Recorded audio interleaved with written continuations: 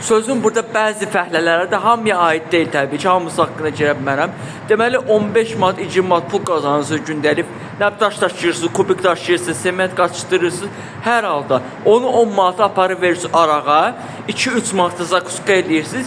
Yerdə qalır 7 manat. 7 manatla insan ailə saxlayar. Yəni sizin evinizdə körpəniz var, uşağınız var, gözəl ailəniz var. Ona verdiyiniz o şərab, o zəhrimara pulu o ailəvizə sərf eləyin. Yəni mən başa düşə bilmirəm.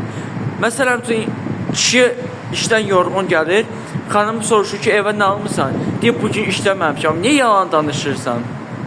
Niyə yalan danışırsan? Niyə öz balavın boğazından kəsib o harama pul xərcləyirsən? Məncə sənin evladından o pul üstündürmü, o şərab üstündürmü? Yəni mən bunu başa düşmürəm. Gül kimi ailəm var, həyat yoldaşım var, uşağım var, qədrini bilmirsən.